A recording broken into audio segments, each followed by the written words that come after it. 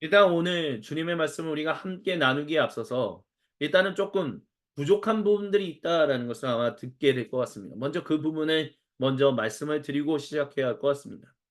그 이유는 우리가 지난 주간 겪었던 이 정말 경랑의 파도 속에서 계속해서 그것을 방송을 계속 보다 보니까 사실은 마음을 제가 제 스스로 주님 앞에서 잘 잡고 주님 앞에서 그 말씀들을 그것에 그 풍랑에 요동하지 않고 계속해서 잘 볼 수 있어야 하는데 그래서 말씀을 준비하실 수 있는 시간들이 더 많았어야 하는데 아무래도 그 뉴스에 너무 이렇게 저도 모르게 계속 초점을 맞추고 그 마음이 계속 신경 쓰다 보니까 제가 좀 어려운 부분들이 있었습니다.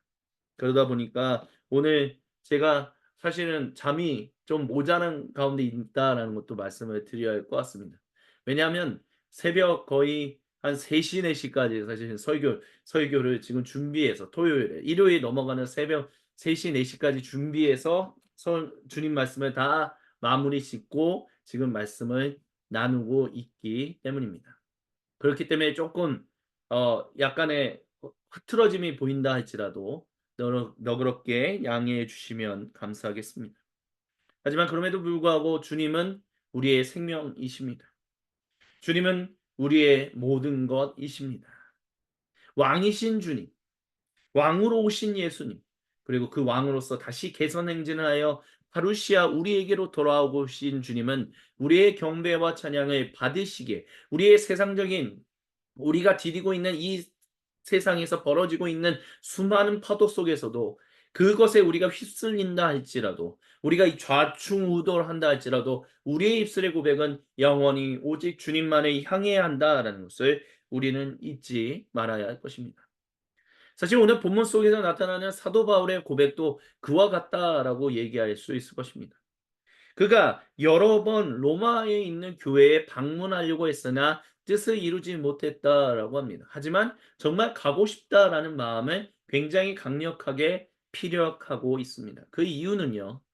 로마 교회가 가지고 있는 굉장히 독특한 그 고유성이 있기 때문이다라고 말씀드릴 수 있겠습니다.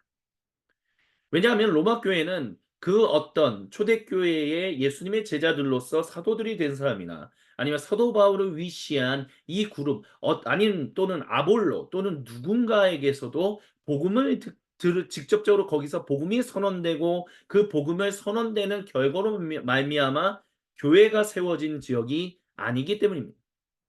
수도 로마는 다른 지역에서 주님의 말씀을 들었던 사람들이 수도 로마로 가서 주님의 복음을 전하고 그렇게 함으로 인하여 복음을 받아들인 사람들이 세워진 정말 한마디로 말하면 순수하게 자생적으로 태동하여 자라나게 된 교회다라고 말할 수 있습니다. 그것이 다른 지역의 교회들하고는 사뭇 굉장히 다른 고유한 독특성을 가지고 있다라는 것입니다. 그리고 로마 교회가 가지고 있는 독특한 고유함 두 번째는 무엇이냐면 로마는 로마 제국의 수도로서 굉장히 모든 것이 집약되어 있는 곳이었다라는 것입니다. 여기서 우리가 본다면 사실 우리가 조금 세번역 성경을 읽는 그대로 읽는다면 좀 이해가 잘 안 가는 부분들이 있는 것들이 나타납니다. 왜냐하면 뭐 예를 들면 14절에 저는 그리스 사람에게나 비그리스 사람에게나 사실 세번역은 미개한 사람에게나라고 표현하고 있지요. 근데 중요한 거는요. 그리스 사람이라는 것은 사실 로마 제국에 있는 그 로마 제국의 한 지역이에요. 근데 사실 로마 제국이 정치적으로는 로마지만 문화적으로는 그 철학적으로는 그리스의 영향을 많이 받았거든요. 그것을 가리켜서 헬레니즘이라고 얘기하죠. 그럼 그리스 사람 아닌 사람들은 미개한 사람들이냐라고 했었을 때 사실 수도 로마에 있는 사람들은 수도 로마 바깥에 있는 지역에 있는 사람들을 미개하다라고 여기는 그런 식의 생각 사고들이 있었습니다. 왜 그런 거 있잖아요. 그 대학 생활을 할 때 제가 경험했던 거 한 가지 잠깐 말씀드린다면 저는 이제 서울 태생이고 서울에서 오래 살고 있다 보니까 제가 그 대학을 처음 갔는데 여러 지역에서 온 사람들과 많이 만나서 대화를 하게 됩니다. 근데 제가 이렇게 들어보면 제가 어디에 있었는지 전혀 모르는 그런 지역에서 온 사람들도 있었습니다. 대표적인 사람이 바로 전북 완주에서 온 사람이다라고 얘기할 수 있을 것 같아요.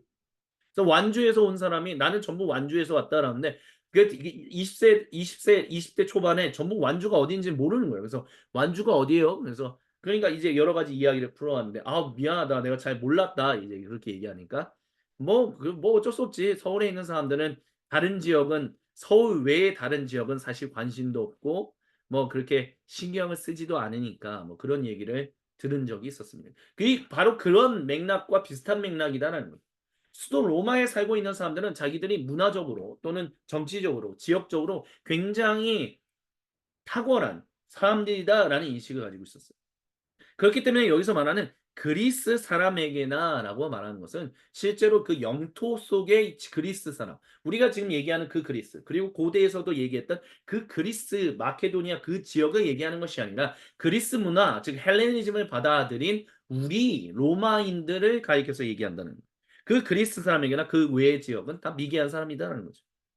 또 지혜가 있는 사람이거나 여기서 말하는 지혜라는 것은 무엇이냐면 결국 그 헬레니즘의 그 지혜, 철학을 받아들여서 그것을 알고 정치를 해 나가는 우리나 또는 어리석은 그런 지혜가 없는 사람들을 다 가리켜서 다 어리석은 사람들, 지혜가 없는 사람들이다라고 얘기했다는 거예요.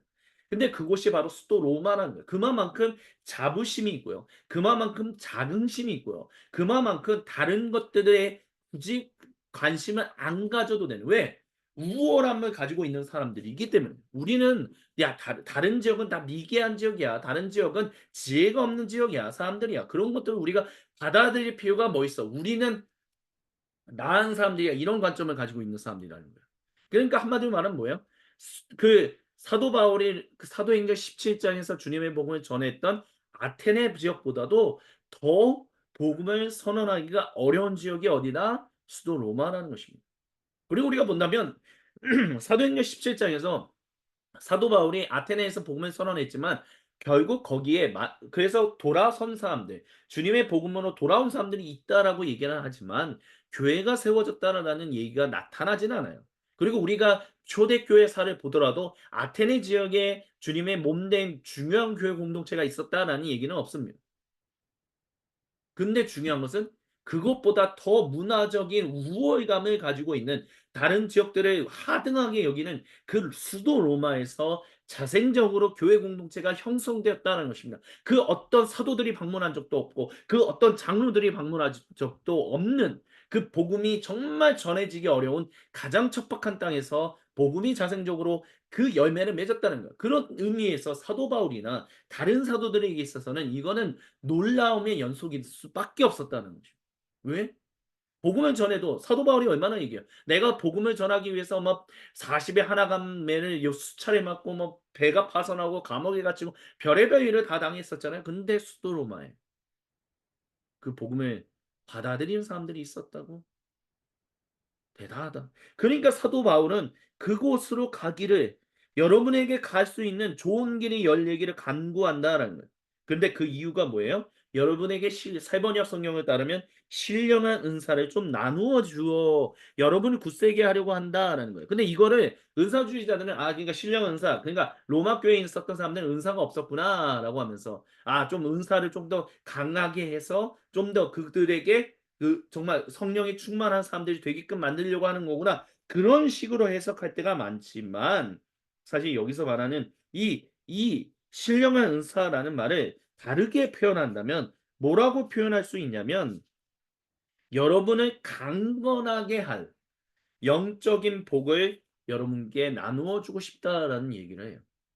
그래서 로마서 12장에 보면 나타나는 사도 바울이 성령님의 은사에 대해서 얘기할 때 뭐 고린도 교회의 뭐 방언이나 통역이나 은사나 병 고침이나 신유하나 이런 것들과 다르게 로마서에 보면 관리하는 능력 그리고 복음을 가르치는 능력 그리고 교회를 든든하게 섬기고 세우는 그 세 가지에 대한 은사를 얘기하는 것을 우리는 보게 됩니다. dynamis. 그러니까 결국에는 뭐냐라고 한다면 여기서 말하는 신령한 은사라는 것을 여러분을 좀 더 강건하게 만들어 드리고 싶다라는 얘기를 한다는 거예요. 그래서 그가 뭐라고 얘기하냐면 복음을 여러분에게도 알리길 원한다라고 얘기해요. 이 말 자체가 굉장히 궁금하고 재밌는 표현이에요. 왜냐하면 이미 복음을 받아들여서 그 복음의 결과로 말미암아 교회가 세워졌는데도 불구하고 사도 바울은 그것에 대해서 굉장히 놀라하면서 굉장히 기뻐하면서도 여러분에게 복음을 더 전하기를 온전히 원합니다. 그게 신령한 은사, 영적인 복을 나눠서 여러분이 주님의 그 강건한 교회로 세워지길 원한다라고 얘기하고 있다라는 것입니다. 이런 이야기. 이런 얘기들이 근데 오늘 이 본문을 통해서 우리가 계속해서 오늘 예배를 통해서 듣고 있는 아브라함과 맺은 그 언약적 그 신실함과 긴밀하게 연관되어 있다라는 것을 우리는 기억해야 합니다. 우리 한번 예배로의 부름과 향신기도로 갔었을 때 그때 얘기를 잠깐 되살려 봅시다. 주님께서 아브라함과 맺은 언약을 따라서 내가 유프라테스 강으로부터 나일 강에 이르는 지역을 너희에게 줄 것이다라고 얘기했지만 성경 역사 어디를 통해 보더라도 주님께서 아브라함에게 실질적으로 그 다윗 왕국이 또는 고대 이스라엘 백성들이 그 지역을 실질적으로 통치했다라는 기록은 나와 있지 않습니다. 근데 분명히 느헤미야기 9장 6절에서 그들은 주님께서 아브라함과 맺은 약속을 신실하게 이루셨다라고 얘기를 해요. 그럼 도대체 무엇을 가지고 그들에게 주님께서 그 약속을 아브라함과 맺은 언약을 신실하게 이루셨다라고 기도할 수 있고 찬양할 수 있었냐라는 거예요. 그것은 오직 단 하나 그것을 소유의 개념이 아닌 생활 반경, 즉 우리가 하나님의 백성으로서 심지어 내쫓겨서 우리가 주님이 주신 그 거룩한 땅에서 주님과 함께 언약의 그 신실함을 온전하지 못함을 인하여 주님으로부터 정말 너희는 내쫓겨야 돼 편결을 받고 실제로 신바빌로니아 제국에 내쫓겨서 포로 생활하고 있는 가운데서도 주님께서 예레미야 예언자를 통해서 그들이 그래서 신바빌로니아 제국에 의해서 그들이 포로 생활했던 곳이 어딥니까? 유프라테스 강 지역이에요. 그곳에 있는 동안에도 주님께서 그곳에 있었던 사람들에게 예레미야 예언자를 통해서 뭐라고 얘기하셨습니까? 너희는 그 지역에 있으면서 그 땅을 위해서 기도하라. 그 땅의 평화롭기를 위해서 기도하라. 그 땅의 평화가 곧 하나님의 평화다. 너희의 평화고 너희의 평화는 곧 그들의 평화가 될 것이다라고 얘기했다는 것입니다. 그 모든 것을 통해서 그들은 무엇을 바라냐? 우리가 심지어 우리가 죄를 지어서 언약에 신실하지 못함으로 말미암아 우리가 하나님부터 약속받았던 그 땅에서 쫓겨나서 포로 생활하고 있는 가운데서도 우리가 그렇게 유프라테스 강에서 한 불합리한 인생을 살아가고 있는 가운데서도 주님은 거기 그곳에 포로들이 있음으로 인하여 그들이 평화를 얻게 됨으로 인하여 그 땅에 평화를 주기를 원하셨구나.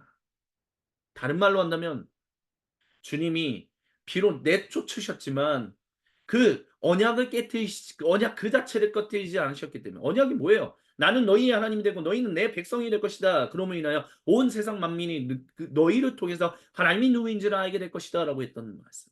우리가 심지어 죄를 저질렀는데도 불구하고 그래서 내쫓겼는데도 포로 생활하고 있는 가운데서도 하나님은 그 언약 그 자체를 깨뜨리지 않으셨기 때문에 너희를 통해서 그들이 하나님을 볼 수 있기를 원하도록 너희는 평화를 위해서 기도하라라고 얘기하셨구나. 아, 그렇게 하나님이 아브라함을 통해서 약속하셨던 그 땅 전체를 소유의 개념이 아닌 주님을 알리는 세계 만민에게 알리는 그 복음의 그 통로로서로 생활 방식으로 받아들인다면 실제로 주님께서 아브라함에게 그 유프라테스 강으로부터 나일강에 이르는 그 지역을 주신 게 맞구나.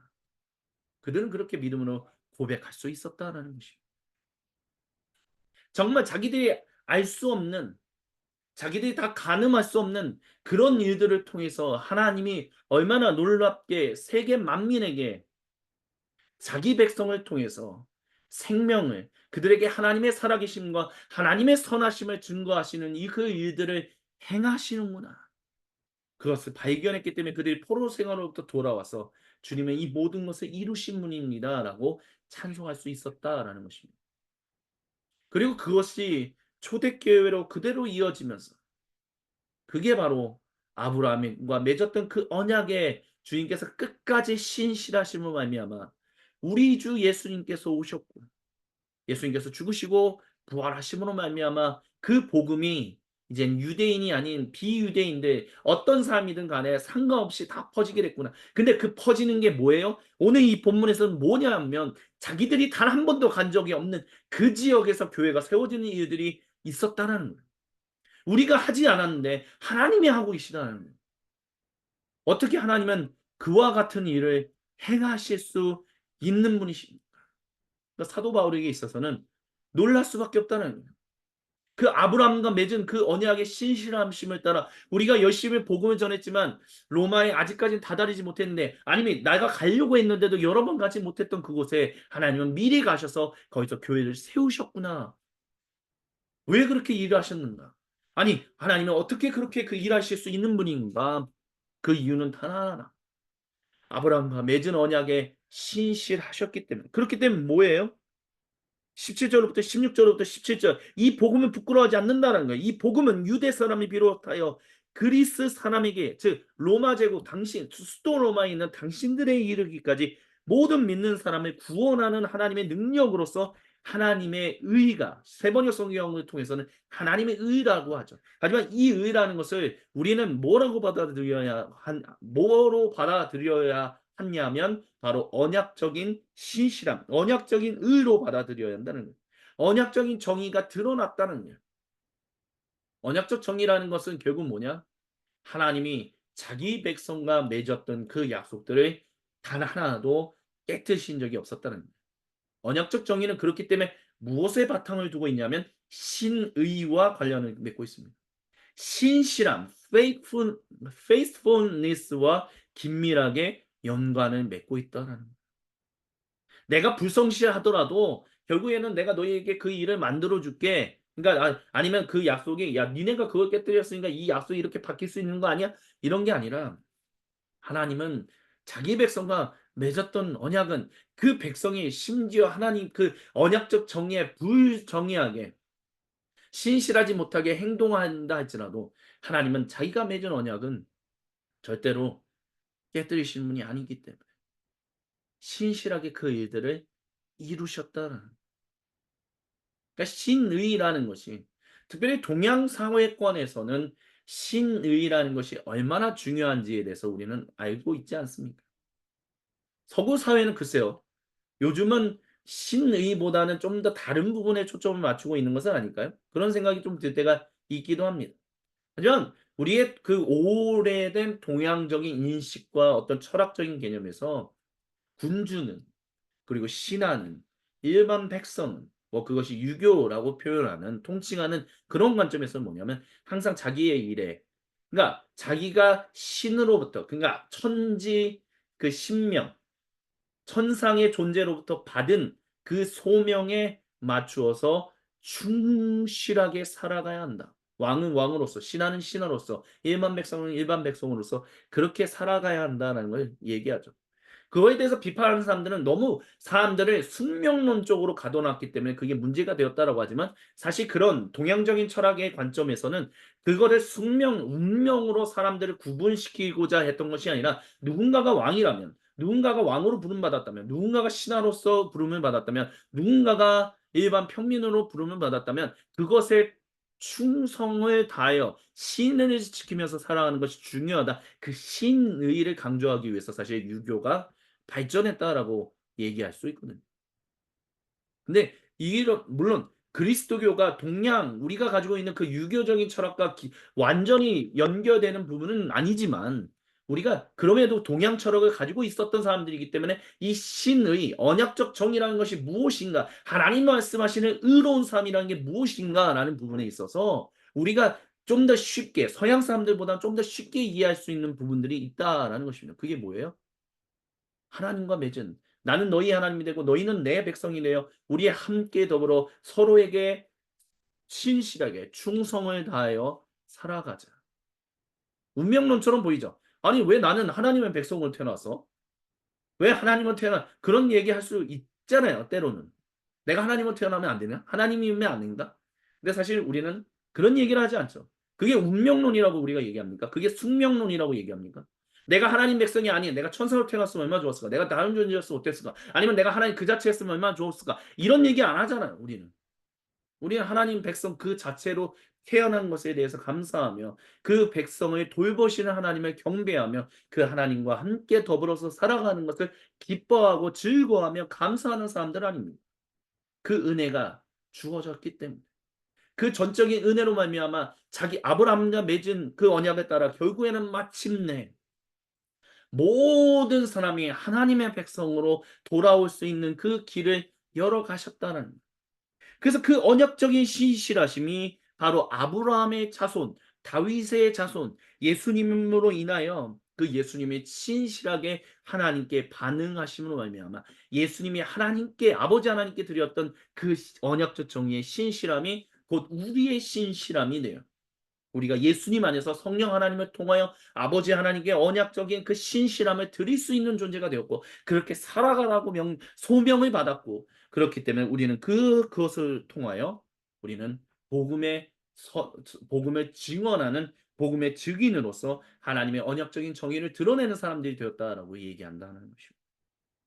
그래서 이것이 바로 성경에서 하박국서에서 얘기한 것처럼 의인은 믿음으로 말미암아 살 것이다라는 것을 이루었다라는 것을 우리는 기억해야 할 것입니다. 하박국서에서 말하는 믿음은, 의인은 믿음으로 말미암다라는 것은 하박국서의 전체적인 분위기를 보십시오. 성이 포위되어서 하나님의 백성들이 지금 침범하려고 하는 그 원수들, 그 엄청난 군세에 사로잡혀서 이제 우리가 오늘 내일 이제 곧 망한다, 그런 상황 가운데서 하나님 어떻게 우리를 왜 내버려 두십니까? 우리를 구원해 주셔야 하는 거 아닙니까? 라고 했었을 때 너는 그 성 위에 올라가서 보라. 그 너가 지금 눈으로 보고 있는 그 수많은 군세보다 더한 하나님의 군대가 너희를 지키기 위하여 지금 존재하고 있다는 것을 너는 보아라. 근데 하박국이, 예, 제가 그것을 봅니다. 제가 그것을 믿습니다. 하나님이 자기 백성들을 끝까지 함께 하신다라는, 심지어 포로로 끌려가라고 하는 그런 편결을 받은 이후에도 하나님은 그 백성과 함께 하셨습니다.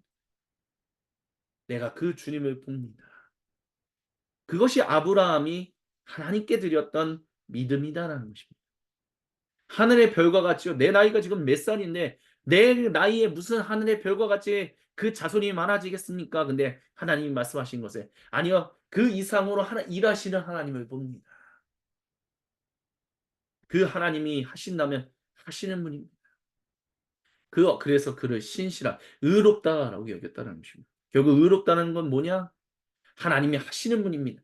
하고 계신 분입니다. 하나님이 하신다면 충분하게 그리고 반드시 행하실 분입니다. 왜냐하면 하나님은 그 언약적 정의에 신실하게 일하시는 분이기 때문입니다.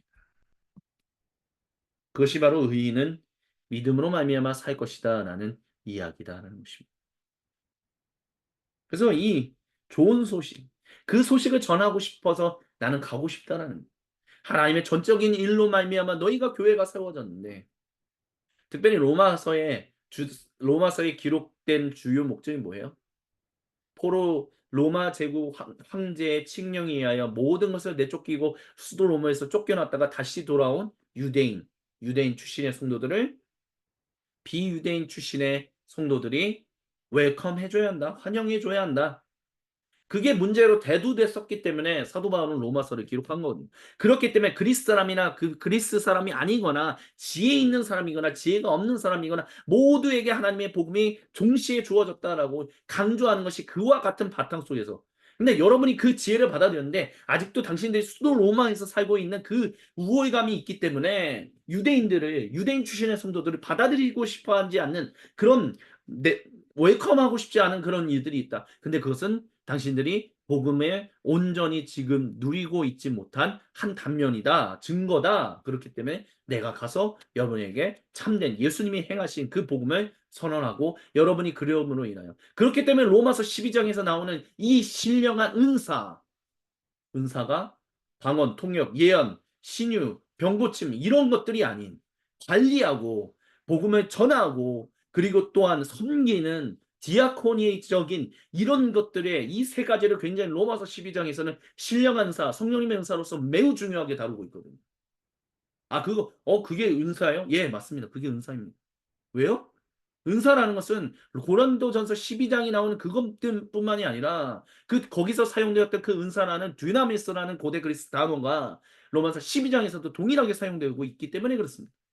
사용되고 있는 단어가 관리하고, 즉 하나 되게 하도록, 유대인 출신과 비유대인 출신 성도가 하나 되게끔 하기 위하여 그거를 관리하고 경영하는 능력, 그리고 복음을 온전하게 선언하는 능력, 그리고 그것을 뒤에서 서포트하여 혹시 그것에서 뒤처진 사람이 없나 살피고 섬기는 능력, 그게 하나님의 능력이기 때문에 그 영적인 복을 주기 위하여 내가 당신들에게 가기를 간절히 원하고 있다라고 얘기하고 있다라는 것입니다.